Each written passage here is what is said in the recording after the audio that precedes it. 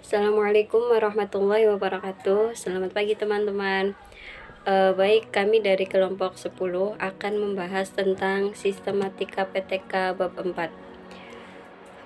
Pemateri pertama akan dibawakan oleh saya sendiri, Sahadatun Awilisa. Kemudian pemateri kedua yaitu Tisarah Mambar, dan pemateri yang terakhir yaitu Saudara Reki Irawan Pramudyo.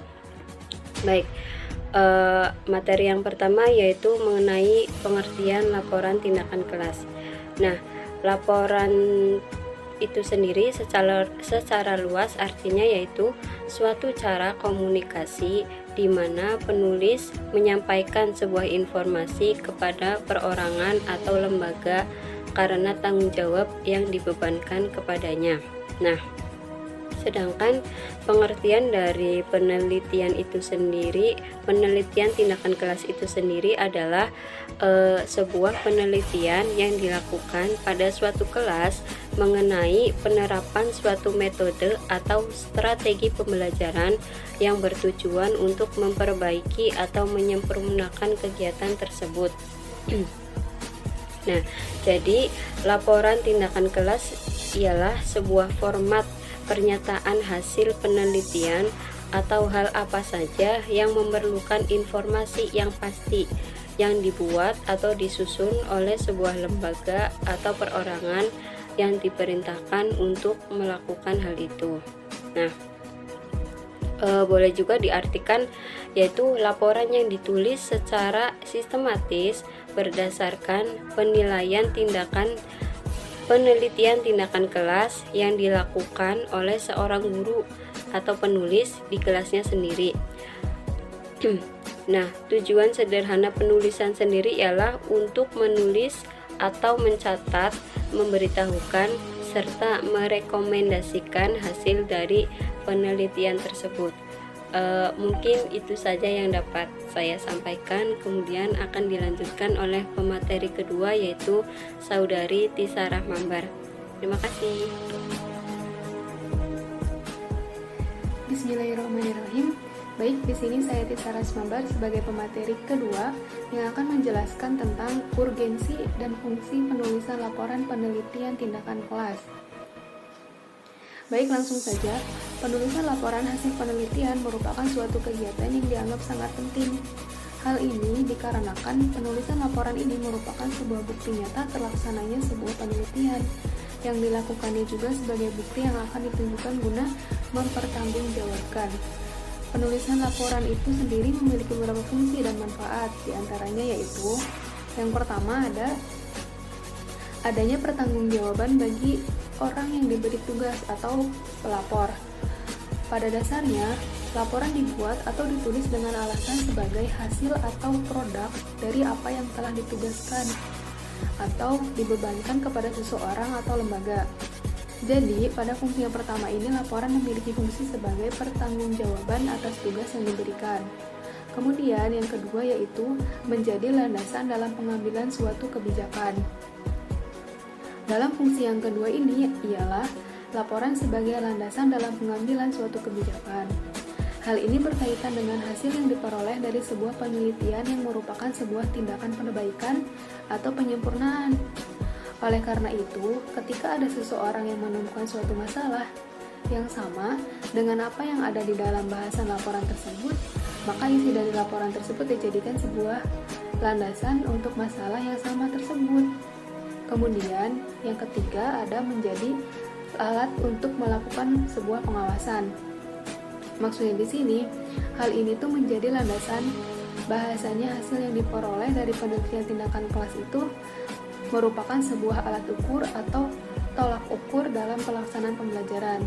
Kemudian yang terakhir yaitu menjadi dokumen sebagai bahan studi atau belajar dan pengalaman bagi orang lain. Mungkin cukup sekian yang dapat saya sampaikan. Terima kasih.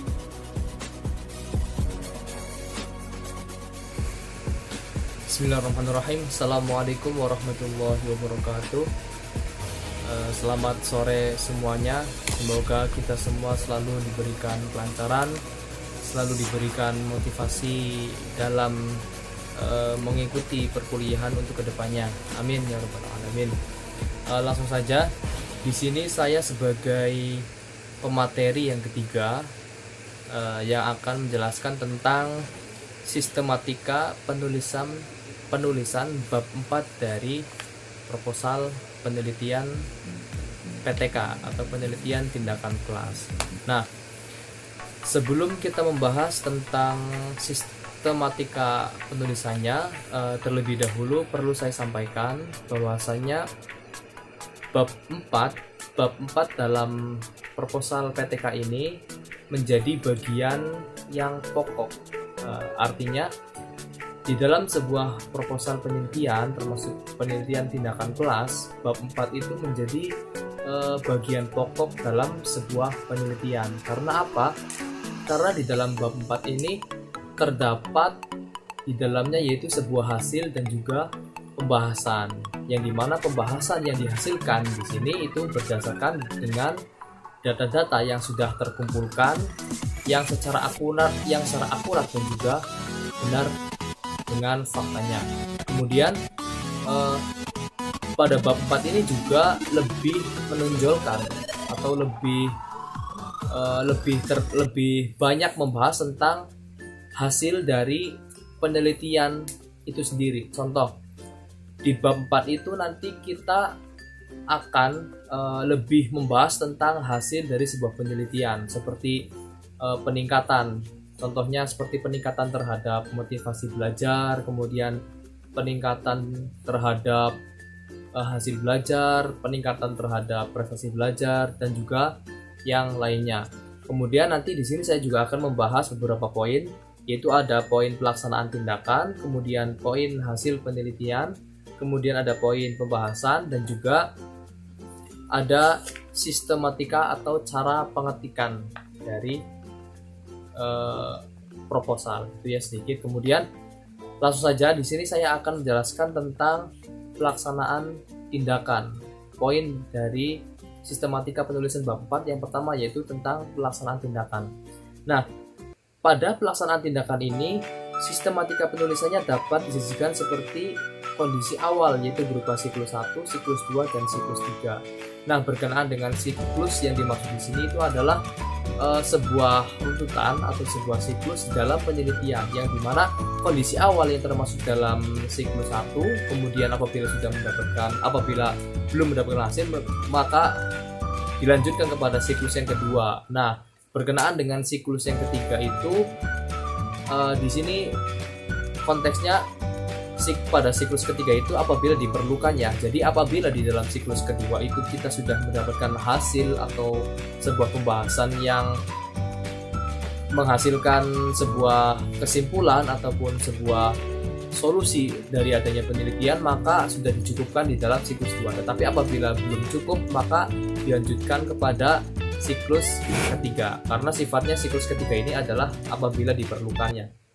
Kemudian yang kedua yaitu hasil penelitian. Nah, pada hasil penelitian ini, data hasil penelitian itu dianalisis, yang mana analisis tersebut yang dimaksud adalah merangkum hasil. Jadi maksudnya pada hasil penelitian ini adalah ketika kita sudah mendapatkan hasil dari pembahasan dalam penelitian, maka hendaknya pembahasan itu maksudnya dianalisis kembali, maksudnya dirangkum dengan data-data yang memang benar-benar akurat, sudah terkumpul melalui teknik pengumpulan data dan lain sebagainya.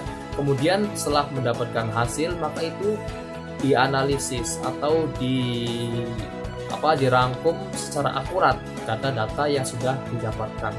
Kemudian yang ketiga itu pembahasan. Setelah hasil yang sudah dianalisis tadi, maka kemudian hendaknya hasil tersebut itu disajikan di dalam sebuah penelitian. Nah, kemudian ada ada cara pengetikan. Cara pengetikan dalam proposal penelitian, termasuk proposal penelitian tindakan kelas atau PTK ya. Di sini ada aturan sebagai berikut, seperti kertas yang digunakan itu biasanya pada umumnya atau secara globalnya itu adalah kertas A4 dengan berat pada umumnya itu 80 gram. Kemudian margin. Nah, margin yang biasanya dipakai untuk sistematika ini adalah seperti tepi atasnya itu 4 cm, kemudian tepi bawahnya itu 3 cm, kemudian tepi kiri itu 4 cm, kemudian tepi kanan 3 cm. Kemudian ada cara pengetikan bab. Ada bab, ada subbab, dan juga ada anak subbab. Yang pertama yaitu pengetikan bab. Nah, pada pengetikan bab ini, bab itu harus menggunakan huruf kapital, tetapi tidak diakhiri dengan tanda titik. Biasanya juga kalau kita menuliskan sebuah bab tertentu pasti harus dengan huruf kapital dan juga tanpa diakhiri dengan titik. Kemudian penulisan subbab. Nah, penulisan subbab ini dimulai dari tepi kiri pada umumnya dimulai dari tepi kiri, kemudian diawali dengan huruf kapital kecuali dengan kata tugas. Kata tugas itu contohnya seperti di, kemudian dalam, atau ke, dan lain sebagainya. Kemudian anak subbab. Nah, anak subbab ini kriteria aturannya juga sama seperti penulisan dari subbab, yaitu dimulai dari tepi kiri pada umumnya, kemudian diawali dengan huruf kapital, kemudian diawali dengan huruf kapital kecuali kata tugas yang sudah saya sebutkan tadi, seperti ke, di, dalam, ke dalam, dan lain sebagainya. Itu mengenai cara pengetikan dari bab, subbab, dan juga anak bab. Nah, kiranya sekian yang dapat saya sampaikan mengenai materi tentang sistematika penulisan dari bab 4 PTK atau pendidikan tindakan kelas. Semoga bermanfaat. Mohon maaf apabila ada kesalahan di dalam penyampaiannya. Kurang lebih mohon maaf. Wassalamualaikum warahmatullahi wabarakatuh.